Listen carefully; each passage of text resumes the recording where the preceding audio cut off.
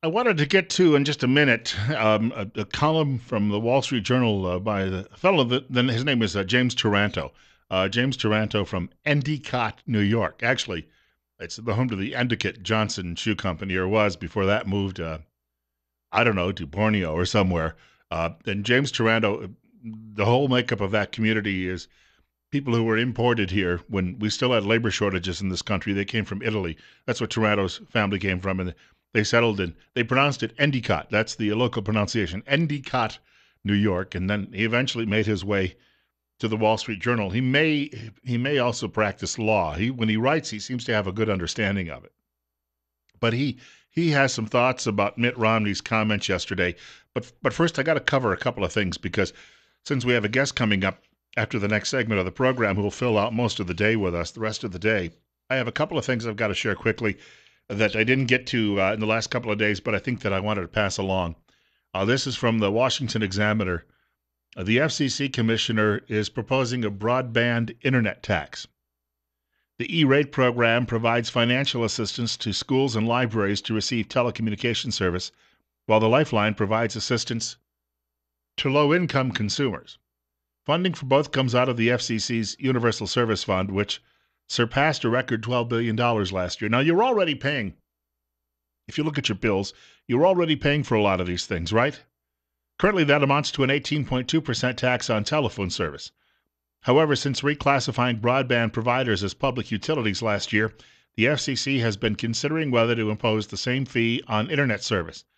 A decision was originally due in April 2015, but has been repeatedly delayed. Let's get back to this. It says it's for the Universal Service Fund, and it mentions the Lifeline service for low-income consumers. Now, we get callers here once in a great while that say, well, why should I have that? I'm just as deserving of you, and why should I be denied that? We have one caller, in fact, who always says, why should people have to, deal with that? Well, now my parents' generation, they were a generation that learned to go without because they had no choice. Coming up through depression and war, and then when we were young, we didn't have cell phones and we didn't have cable television, so they didn't have all of those extra expenses in life. Now it seems everybody expects that they have to have those things, and somewhere they believe it's in the Constitution that you have a right to internet access, that you have a right to a big flat panel TV, that you have a right to a cell phone and a cell phone plan and expensive sneakers and expensive coats and expensive jeans that hang halfway down your rump. And what else should people have an expectation for? Well, if you want a Cadillac or a Lincoln Continental or a Lexus, I guess we should be giving you one of those too. It seems to me that we've reached this point in this country where people say, well, why shouldn't I be able to get that? I had a woman right after the housing meltdown in 2008 tell me on my show, why shouldn't I be allowed to own a home just like the rest of you? She was working at McDonald's, for crying out loud. I'm not knocking working at McDonald's. That's hard work. I've seen them, and I have friends who did it when I was younger.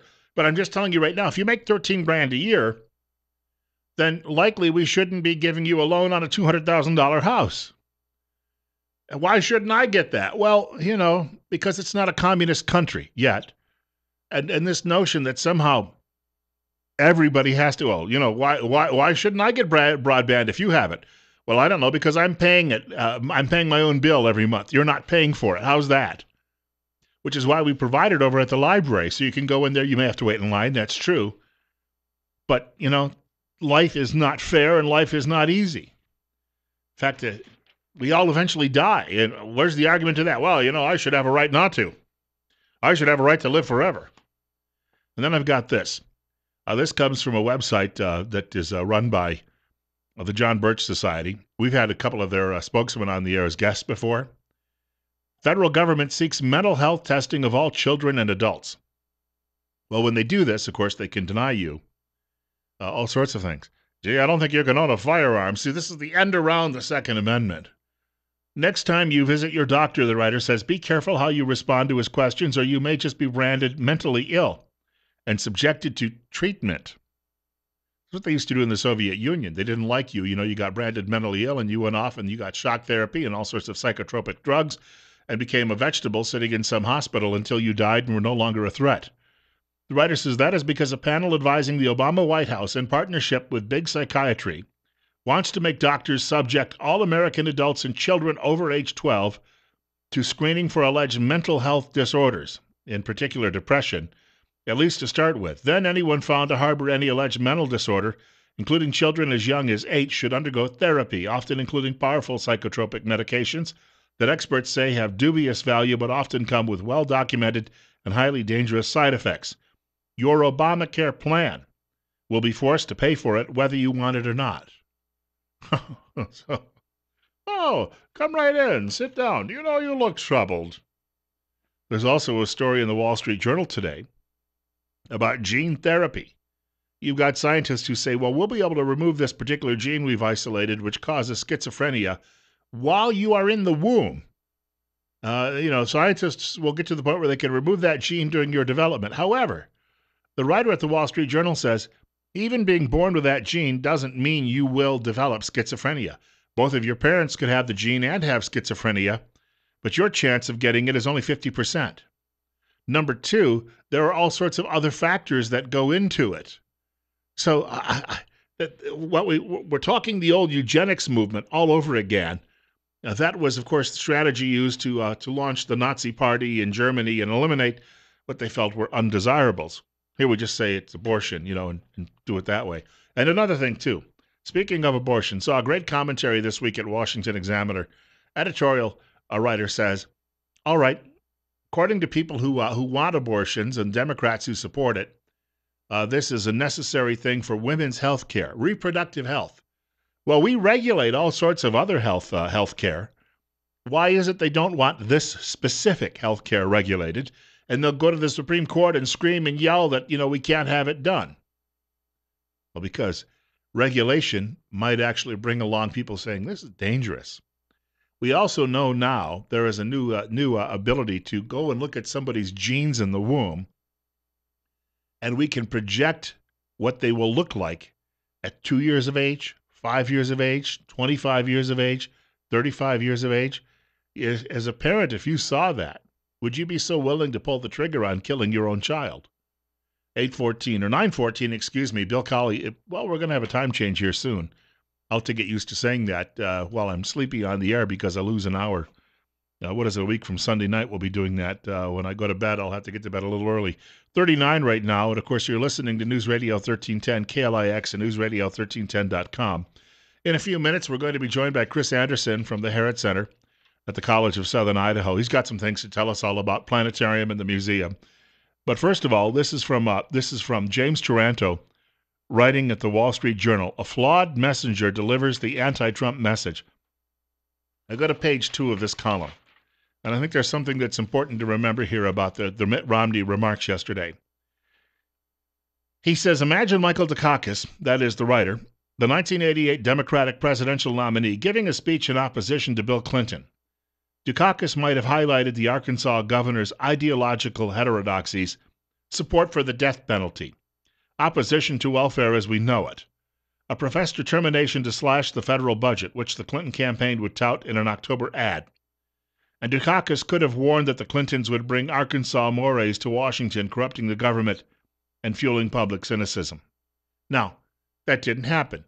But can you imagine the reaction from media and from Democrats if a prior nominee who had taken a bath in a general election had come out and actually because the Clintons were not your normal liberal Democrats at the time, at least, well, they were, but at least what they were proposing for government was slightly different than the liberal orthodoxy at the time. So now you've got Mitt Romney doing it and media saying, yeah, way to go, and Republicans saying, yeah, wonderful. Well, some Republicans. Marco Rubio and the big donor class, primarily.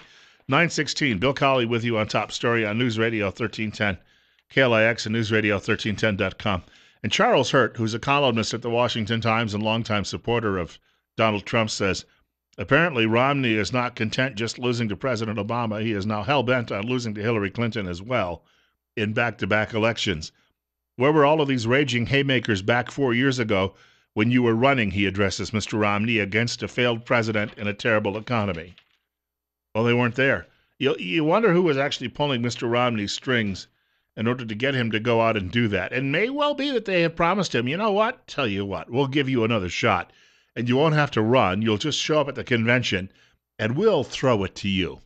We won't worry about what millions of people who voted for Donald Trump think about that because, well, we'll just say, you've got to fall in line or otherwise you'll get Hillary Clinton elected. They don't seem to look in the mirror and say maybe they're the ones that will get Hillary Clinton elected and all of that. Again, we're dealing with people in the Republican Party at the top who are so out of touch, they are absolutely delusional. I think if they could get away with it, they would shoot the opposition. I really, really believe that these people are so hell-bent on clinging to power that they will stop at nothing at this point. That's why we're hearing all of these jokes from Lindsey Graham about Ted Cruz being murdered, or conservative columnists suggesting that maybe someone should assassinate Trump. Folks, I'm telling you, if this were happening to a Democrat right now, media would be calling for these people to resign. Lindsey Graham would go home in shame. And Ross Douthat at the New York Times, he'd be out of work as well.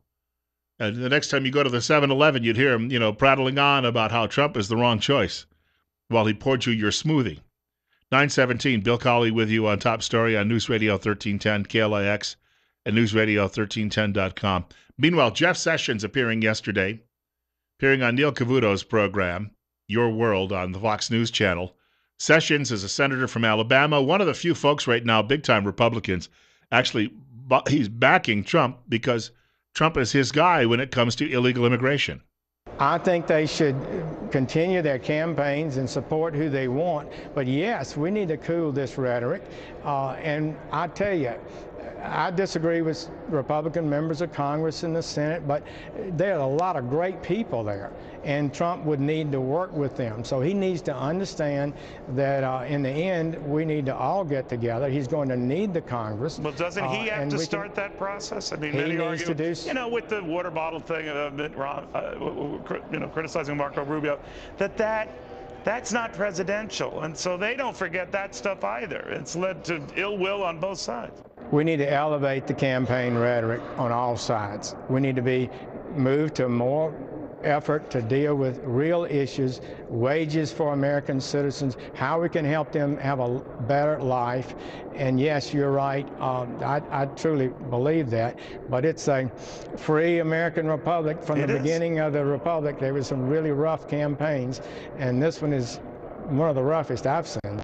Yeah, I think we can all agree with that. Somebody said that's the roughest since 1968. Well, I don't think the candidates were beating up on each other so much in 1968 as was, I think that it was people beating each other up in the streets. Kind of looks like a Trump rally. The demonstrators come in. And I think the only election that we could possibly tie it to, the most recent election, was 1932. The country is just that disgusted. 20 minutes after 9 o'clock, Bill Colley with you on Top Story on News Radio 1310, KLIX and newsradio1310.com. After the break, I expect to be joined by Chris Anderson from the Herritt Center right here in Twin Falls, Idaho. And we're going to talk a little bit about what's going on at the museum, the planetarium, and perhaps a few scientific stories as well.